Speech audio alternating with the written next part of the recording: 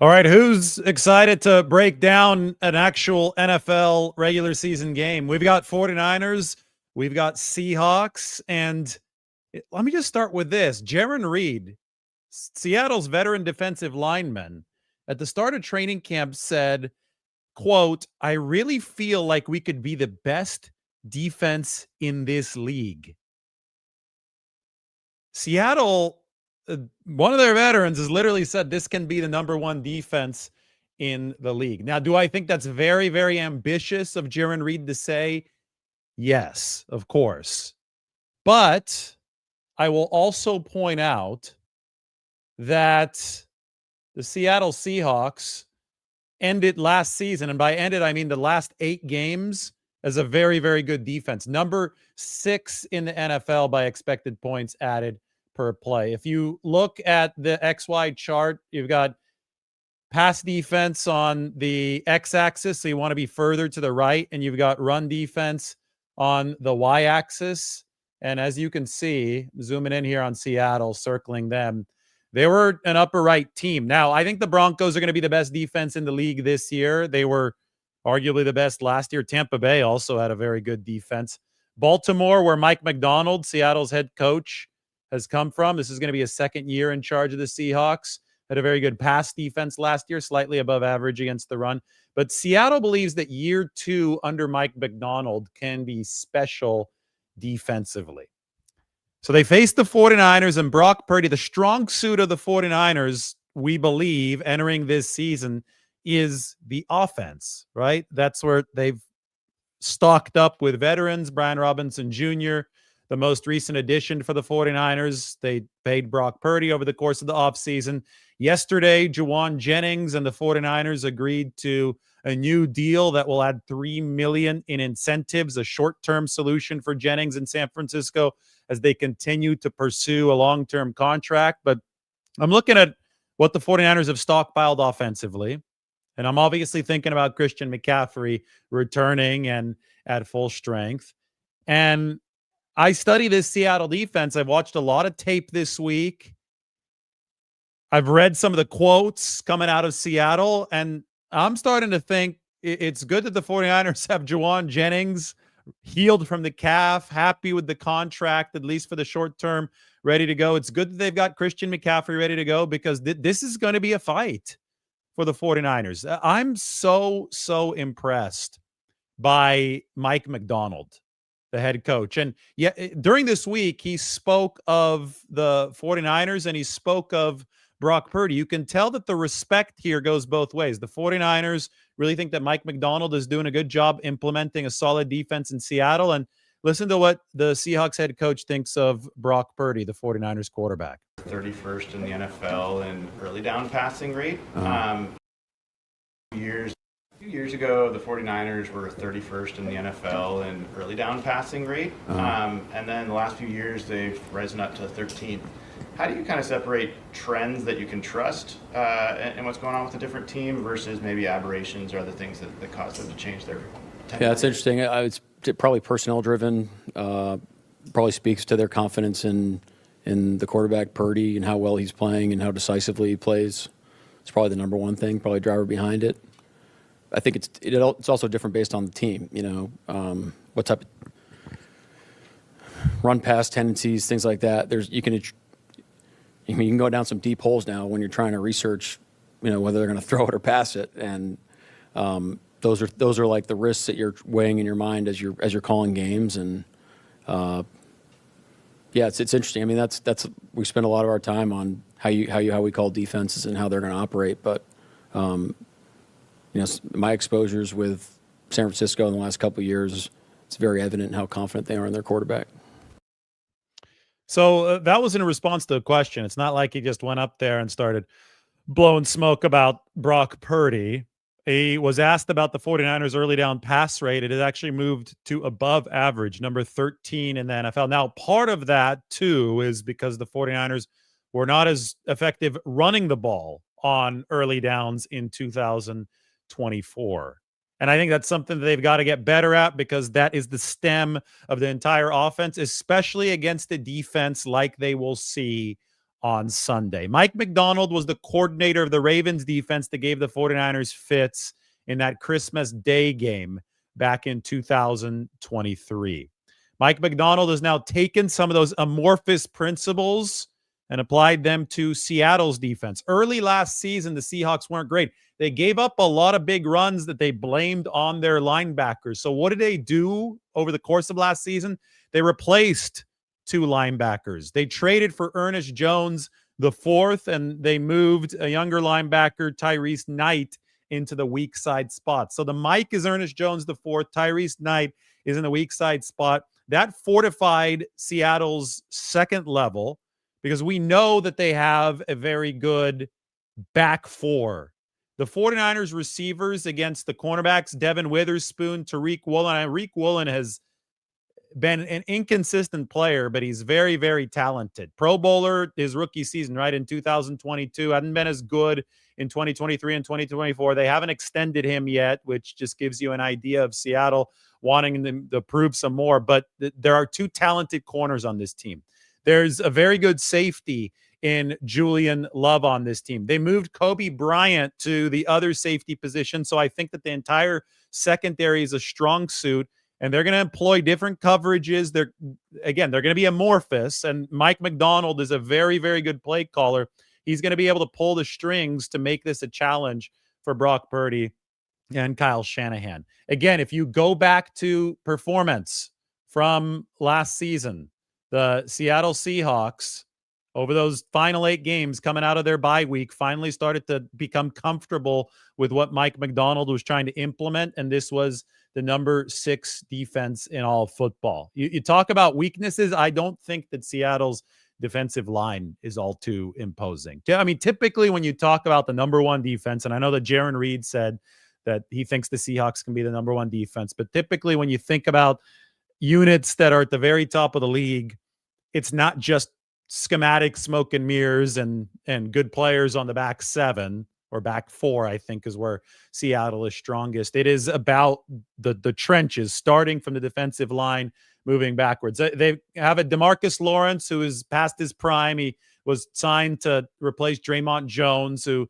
left his team over the offseason. Jaron Reed, obviously the elder statesman of this Seattle Seahawks defense, playing one of those defensive tackle positions. Byron Murphy, the second at nose tackle. And then the star up front, he had the big 90-plus yard interception return last year and the big win against New York, is Leonard Williams. Leonard Williams is a game wrecker. I don't know how he didn't make the Pro Bowl last season, but the guy is a really, really good football player who the 49ers are going to have to account for. So I really think that for the 49ers, the X factor in this game is Christian McCaffrey, because Seattle has improved linebacker wise. They are playing number 6 pass defense and number 6 run defense over the back half of last season. They can prey on the football on the back end if a run game is not working. And the 49ers have struggled to separate in the receiving core, something that could persist into this matchup, given the fact that receivers been a bit of a mess over the course of this offseason due to some health issues for the 49ers. So what is the one-size-fits-all Band-Aid for all of these issues? Well, the offensive player of the year in 2023 being back to full strength. Seattle has improved at the linebacker level, but Christian McCaffrey still creates matchup nightmares for anyone in that part of the defense.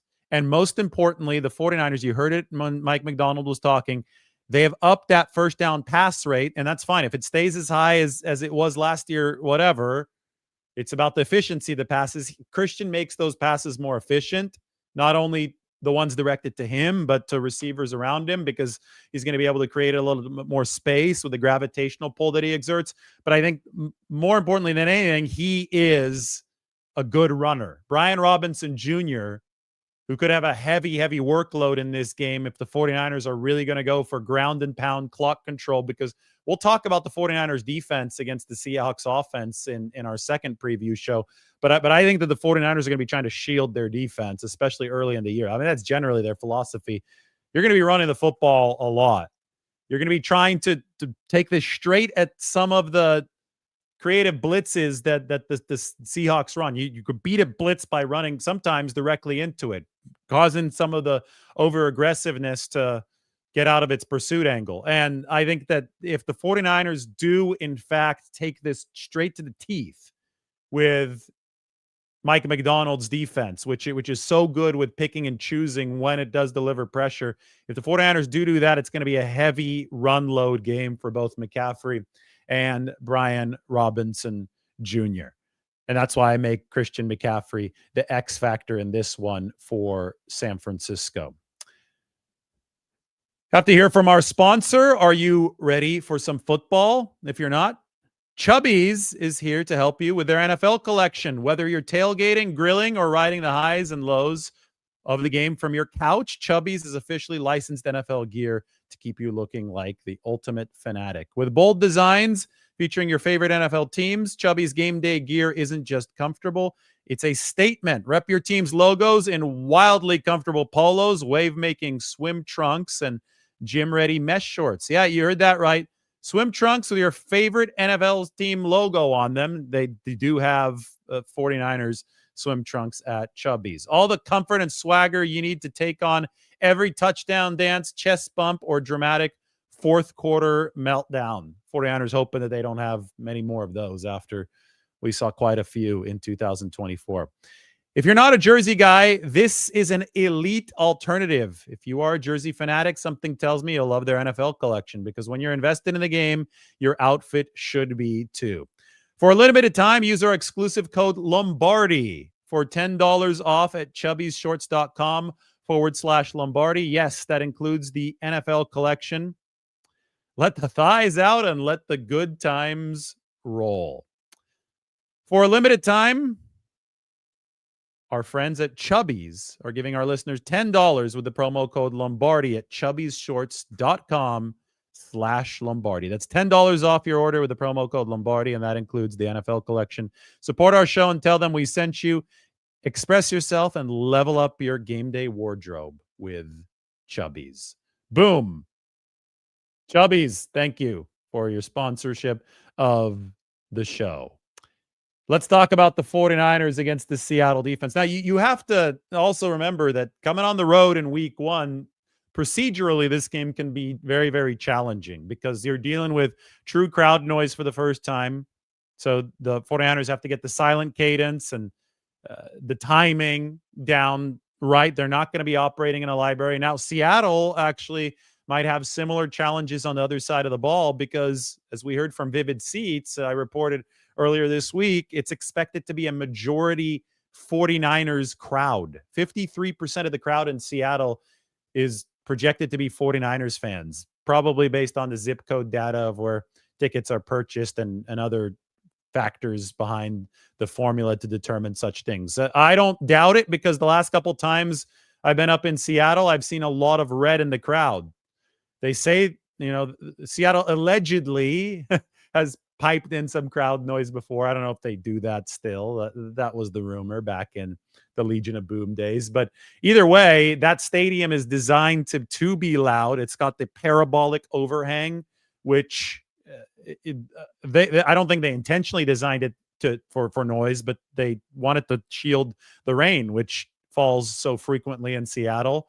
They wanted to make sure that the crowd was protected from all of the elements. But it just so happened because it's a parabolic overhang, the sound reverberates down back onto the field, and it has broken noise records. Now, if there are 53% 49ers fans in the building, you would think that the parabolic overhang of Lumen Field would also benefit the 49ers defense. But right now we're talking about the 49ers offense against a Seattle defense that thinks it can make a really, really nice step here in year two under Mike McDonald. Again, number 6 down the stretch last season, number 10 EPA overall.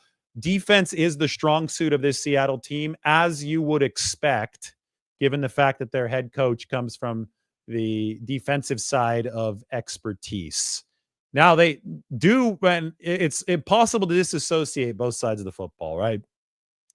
The 49ers talk about complementary football all day long. Your defense fuels your offense fuels your defense, and special teams can either help both of those units or screw both of those units up.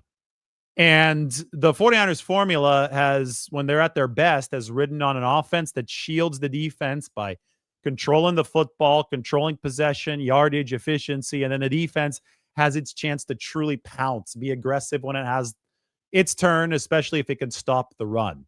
In many ways, the Seattle Seahawks are trying to replicate the 49ers way of doing things. And it's not like the 49ers invented this, but I think the 49ers have been one of the best teams in the league as far as executing it over the Shanahan tenure. The Seahawks, though, they have adapted a Shanahan-style offense because Clint Kubiak is their new offensive coordinator. They've got a couple of big, strong, physical backs in Kenneth Walker III and Zach Charbonnet. Sam Darnold, the ex-49er, is their new quarterback. You can bet that Seattle's going to try to run. There's going to be the ground and pound, and there's going to be clock control. It's going to be some possession offense from Seattle. And the reason I talk about it, even when we're discussing the other side of the ball, is because that is what they hope to give their defense in terms of a nice platform in this game. They want their defense on its toes, not on its heels. So if Seattle is successful in this game offensively against the new look 49ers defense, by the way, new look 49ers defense, massive feature is now out on the San Francisco Standard. You can check it out right here. Violence is coming. This is my article from this morning. Inside the evolution of Robert Saleh's new look defense. I trust me, I went deep into this. The link is in the description. I mean, we're talking, I don't know, several thousand words on the 49ers defense. There's Nick Martin. There's Robert Saleh. Upton Stout.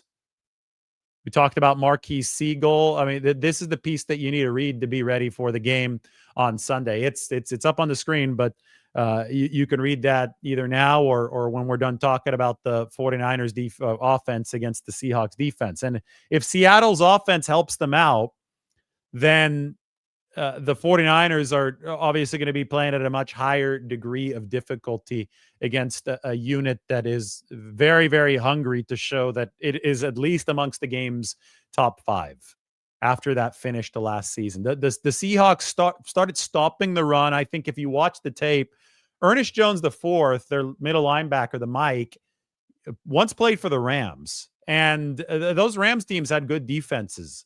They did not specialize at the linebacker position, but you know, the 49ers have kind of cornered the market on trios of excellent linebackers at a time, right? They used to have Fred Warner, Dre Greenlaw, and Azeez Al-Shire simultaneously on the team. The 49ers have invested a ton in the linebacker position. That's so important to their defense. I think the rest of the league has tried to follow suit and emulate, but San Francisco has generally been ahead of the curve at that linebacker position. It became such an issue for Seattle in 2024, in the first year of Mike McDonald, that they literally had to make changes over the course of the season. And that's why you see Ernest Jones IV in his spot. That's why you see Tyrese Knight in that weak side linebacker spot. They actually signed Chaz Surratt to their 53-man roster. Surratt was with the 49ers over the course of this offseason, didn't qualify for the 53, but Seattle said, hey, we're going to take a San Francisco linebacker and put him into this mix. At the very least, he can help the Seahawks with some of the 49ers tendencies. 49ers did reverse espionage with Marquez Valdez-Scantling, who was with Seattle in training camp, but those are still interesting subplots to this game. I will say, though, that the amount of big runs that the Seahawks gave up after making those changes at linebacker it was minuscule compared to the start of the season. And that's why they were ranked number 6 in EPA against the run from weeks 11 to 18 in 2025. You can give a lot of credit to Ernest Jones and to Tyrese Knight. Up front, you've got to block Leonard Williams, and DeMarcus Lawrence has been doing it for a long time.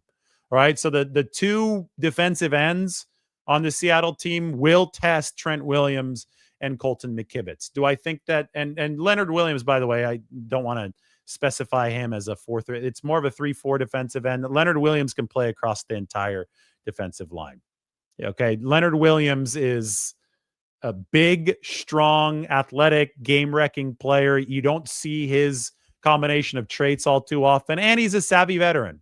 He's been around the league for quite some time, played in New York, then moved over to Seattle when Pete Carroll was still the head coach. And like I said, he had that crazy pick six back in New York last year. That was late in the season. That was really the emblematic play of Seattle's defense after they hit their stride in 2024. Leonard Williams can win this game on his own for Seattle if the 49ers do not properly account for him. The good news for San Francisco is that the offensive line should be fully healthy, the first stringers to begin this game. Williams has had a full training camp. Trent Williams on the left, not Leonard. Well, Leonard Williams has as well for Seattle, but we might see some Williams on Williams at times in this football game, but you might see Williams on Ben Barch, the 49ers left guard, who's now back out at practice. Jake Brendel, the center. He made a cameo in the Ariat, the Boots commercial with Brock Purdy, just like a 2-second cameo for Jake Brendel at center. Dominic Pooney should be back at right guard. He says that he's feeling good, definitely trending in the right direction. He's been back out at practice for the 49ers. And then Colton McKivitz, we wonder if he's next for a contract sweetener after Juwan Jennings got his, but McKivitz will be on the right side. So I'm sure DeMarcus Lawrence against McKivitz is going to happen in this football game. McKivitz graduated to above average status as a tackle last year. That is a matchup the 49ers absolutely have to win. Because if you lose to the second edge rusher or the second best pass rusher on this Seahawks defensive line, that's going to be trouble. That puts the 49ers offense on its heels. Now, of course, you could take the punch to them, and the 49ers always try to do this if the formations allow for it, but you can take the punch to them with a successful run game. And I really do think that a patient game plan from the 49ers will yield good, solid results in this game, because although Seattle curbed the big run allowance with the switches that they made at linebacker last year, I don't find that defensive line and those linebackers to be some kind of fearsome unit that is just going to completely snuff out the run with no questions asked. I do think the 49ers can go 4 carries at a time, 4 yards, not 4 carries at a time. That'd be a very run-heavy offense. 4 yards at a time in this football game. Control the clock and obviously use Brock Purdy and play fake, George Kittle, Christian McCaffrey, Juwan Jennings, Ricky Pearsall. You can talk about him. I think the 49ers can play within themselves, even if they don't feel that they're at their most explosive selves. But I think that they could keep the line moving against the Seattle defense that I do not believe is going to be totally smothering and airtight against the run. But of course, that takes execution. And you heard John Lynch talk on KMBR this morning. Seattle, even though this is a second-year staff, so it's still fairly new, even though both teams have just finished training camp and preseason, so obviously they haven't played anybody else yet. They don't have access to the tape, the tendencies that the 49ers might try to introduce this season. 49ers don't have access to Seattle's. Even though there is a lot of unknown in that regard, these two teams are still familiar with each other by virtue of the fact they played 2 times last year, that some of the personnel at Seattle predates Mike McDonald, goes back to the Pete Carroll era. So 49ers have played the Seahawks multiple times, of course, over the past several seasons. That's just how division rivalries work. And when that's the case, you usually can fill in a lot of the blanks as far as, what you're guessing might come at you. You can usually fill in a lot of those blanks and know what is coming in your direction. And when that's the case, John Lynch actually said this morning on KMBR, execution is what's going to determine who wins this game. The 49ers are 2.5-point favorites. I'm not making my pick until tomorrow, probably Saturday. We'll see. Stay tuned. Hit the subscribe button and you'll see when the pick comes out. But the way I look at it is that the 49ers defense is a very, very unknown commodity right now. They were terrible last year. I wrote about it in the article about Robert Saleh and the 49ers defense trying to turn things around this year. You can see it up on the screen. But the Seahawks were good defensively last year, number 10 overall, number 6 down the stretch, and they hope to be a top 5 unit.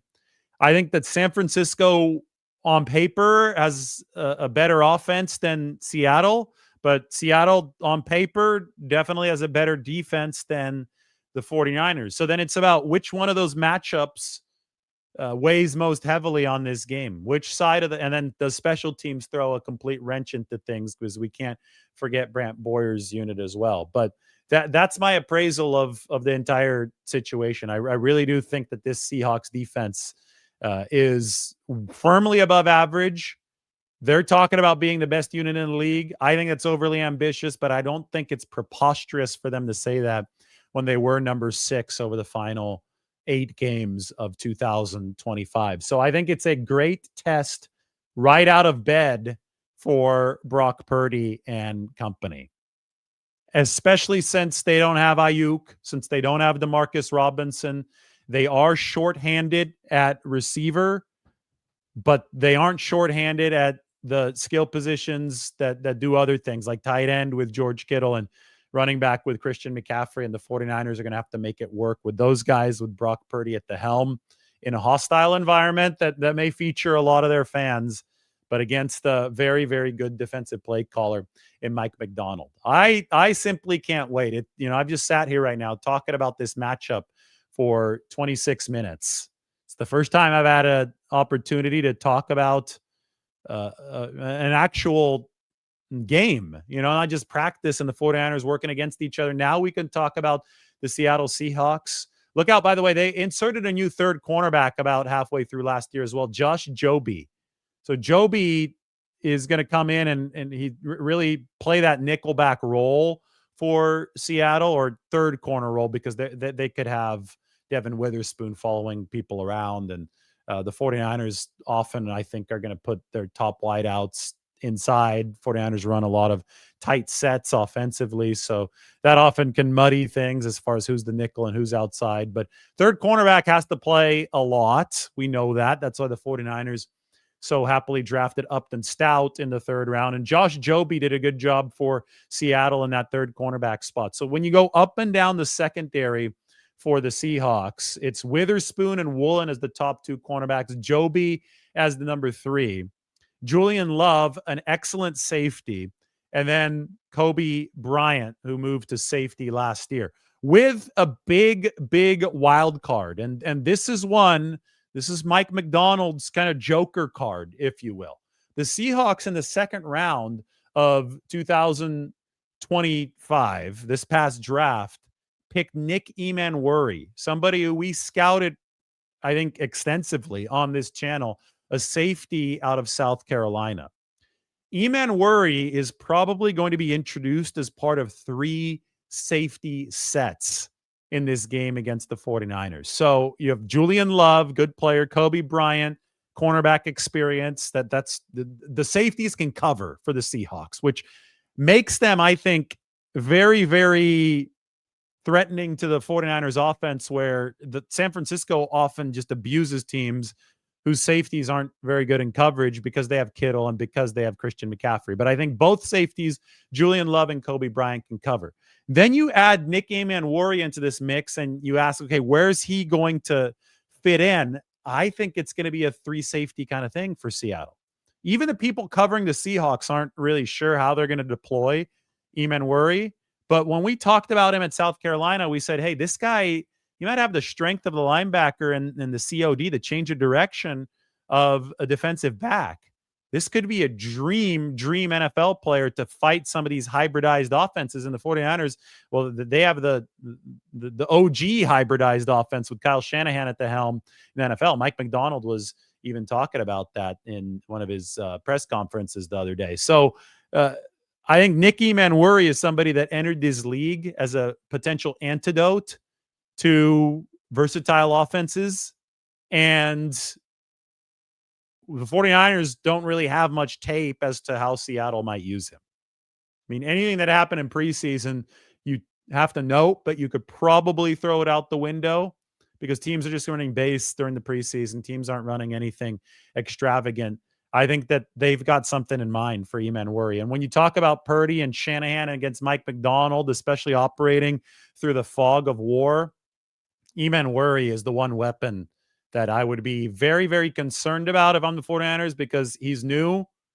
You don't know if they're going to blitz him. You don't know if they're going to drop him into coverage. You don't know how often he's going to play, but you do know that he has plenty of physical gifts that the Seahawks drafted in large part because they wanted to try to slow down Kyle Shanahan offenses that approach with all their adaptability. So this is going to be a react kind of game. This is going to be a game where on the fly, 49ers are going to have to make adjustments. They see Nicky Manwari threatening the line of scrimmage a lot. If they see Seattle come out in a ton of three safety, the 49ers may have to just resolve to running powerfully in this football game if Seattle's a little bit lighter defensively. If Seattle comes out heavy, if this is a five-man front, I know a lot of teams have decided to run five-man fronts against the 49ers run attack to put the pass as their first option. Well, if that's the case, then Brock Purdy is going to have to be accurate after a very good training camp with his arm. He's going to have to pass to set up the run. We don't know. We don't know how Seattle's going to approach this game from a tactical standpoint, but we do know that this looks like a fairly balanced defense with the strength, the fulcrum being on the back end, improving linebackers and some veteran defensive linemen between DeMarcus Lawrence, Jarran Reed, and Leonard Williams. So tests all around for the 49ers. Any questions about this matchup? I am ready to answer them. 49ers throwback wants San Francisco to give the ball to Brian Robinson. It's going to be an exciting debut for Brian. Christian McCaffrey, Brian Robinson, both healthy, both ready to go for the 49ers at running back. Mike says, can you please give a quick rundown on who's playing and who isn't on defense? Sure, I'll dive deeper into this when we do our 49ers defense preview, so hit the alarm bell notification button. But defensively, Yetur Gross-Matos is the only player who missed practice on Wednesday. We'll see if he's out there today. If he's not, I don't think Yetur will play. I think that would essentially lock in Alfred Collins to be active on game day. I've had questions about whether or not Collins will be active for the first couple games of the season. I don't have questions about the season as a whole. I think he's on the right track. But everybody else for the 49ers is slated to play. I don't think there are any other surprises for San Francisco defensively. But we'll get much deeper into that when we go 49ers defense against the Seahawks offense. Sam Darnold, Cooper Kupp, and the Seahawks offense, mind you. Will Gage be activated and play on Sunday? Yes, he's going to be elevated from the practice squad to the game day roster for the 49ers. I think that your receivers are going to be Pearsall, Jawan Jennings, Russell Gage, Marquez Valdez-Scantling, and Sky Moore as your gadget number 5 punt returner, kick returner.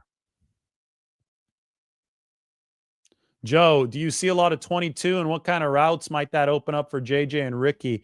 And do you think Siegel will actually start? Yes, I think Siegel will actually start. We'll save that for the defense preview. Do I see a lot of 2 backs, 2 tight ends? Actually, yeah, I could see a lot of 2 back, 2 tight end in this game.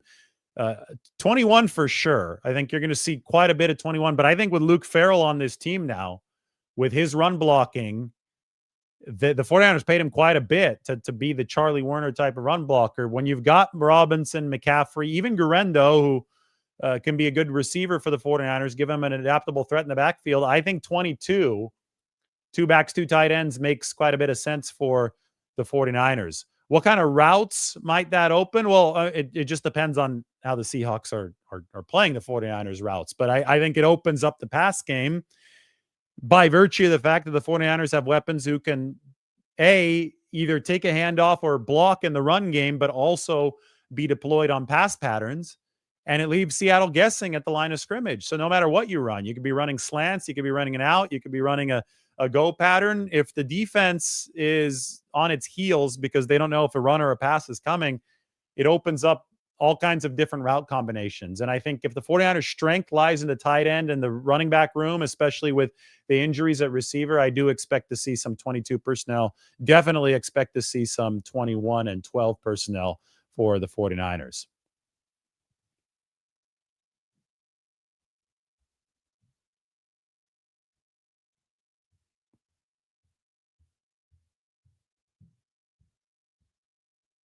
Does Kubiak being in Seattle give their defense intel on the 49ers offense? It's a good question. And I think a little bit. Teams change up their terminology, though, every year. And, Shanahan lieutenants are all across the league. This is not the first time that Mike McDonald has interacted with somebody who's worked for Kyle Shanahan before, right? Also, it's not like Mike McDonald is going into this game without having watched tape on the 49ers. These guys don't sleep. They have couches in their offices so they could just sit there and grind for hours and hours and hours. So most of everything that Clint Kubiak can possibly tell Mike McDonald, I'm sure Mike McDonald has already spotted himself on tape. Now, there may be a couple little nuggets that help him a little bit more, but I think generally the intel sharing process is rather overrated. I don't think it's as big of a deal as people usually make it out to be.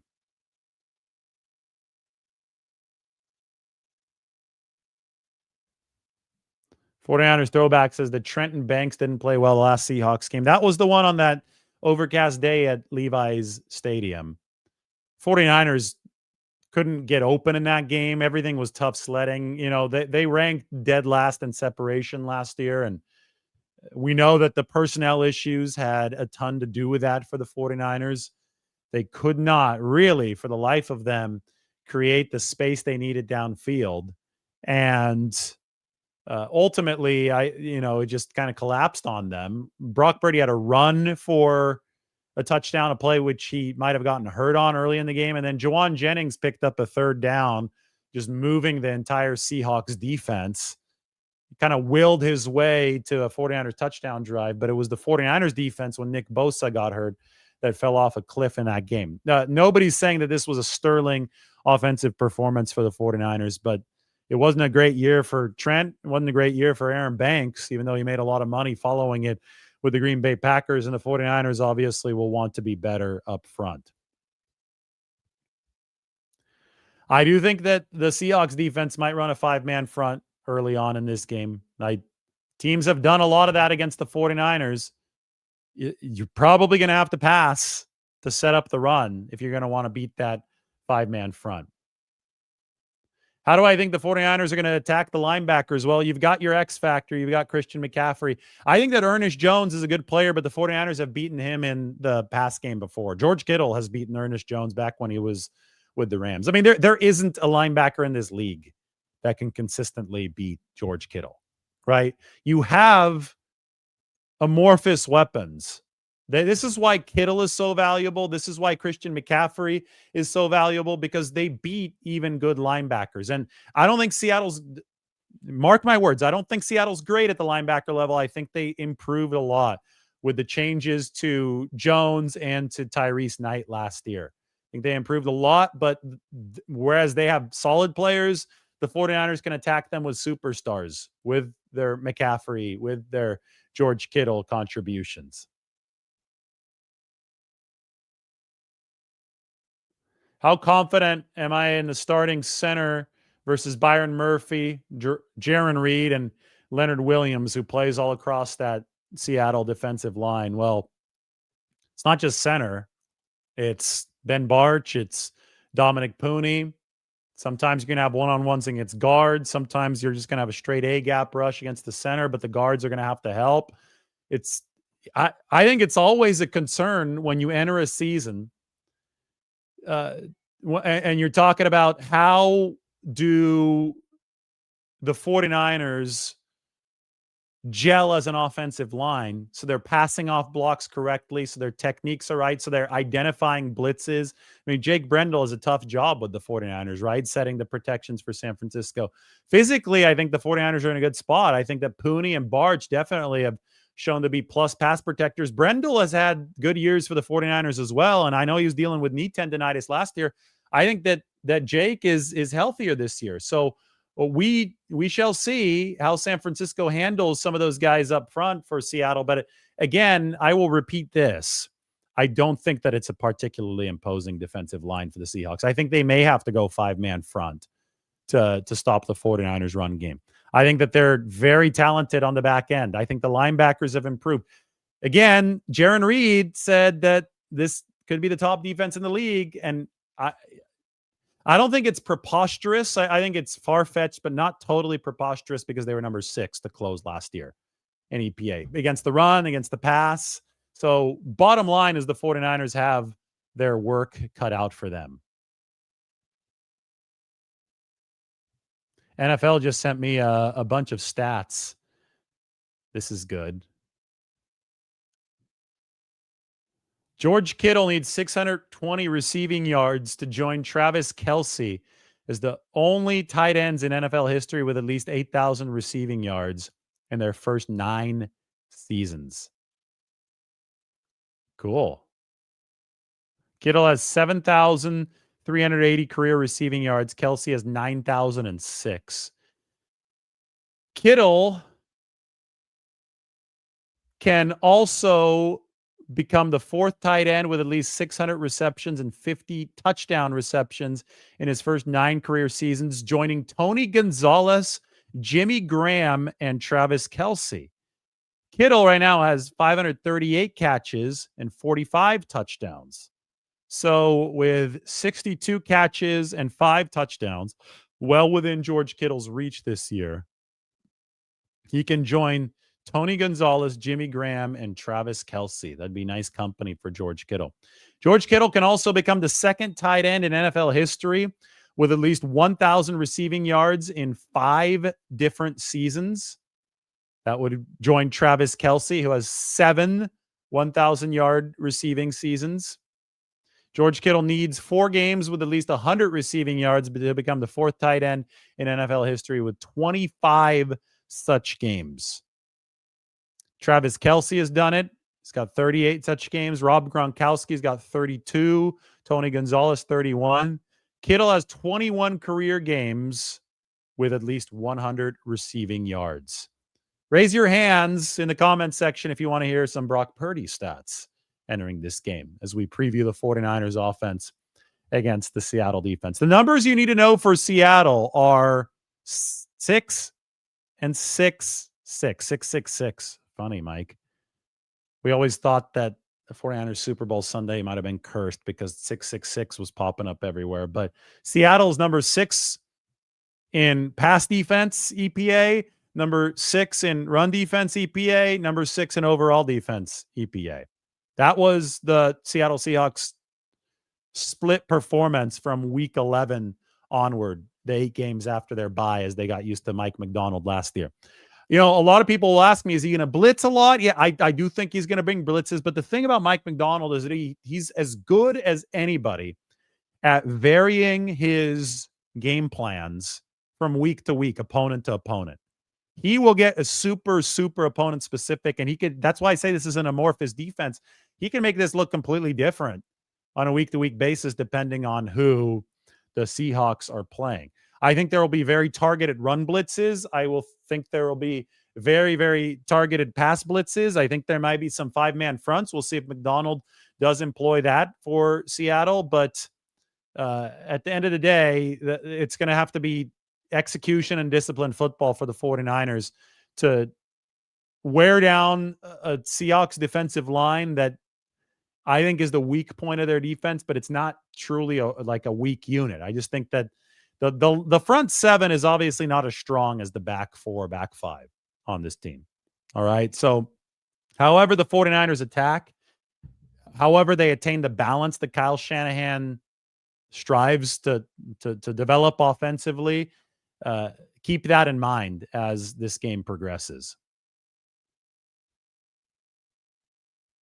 All right. So you guys said you want some Brock Purdy stats. Here we go. Brock Purdy can surpass Patrick Mahomes for the highest passer rating by a quarterback in his first 50 starts in NFL history.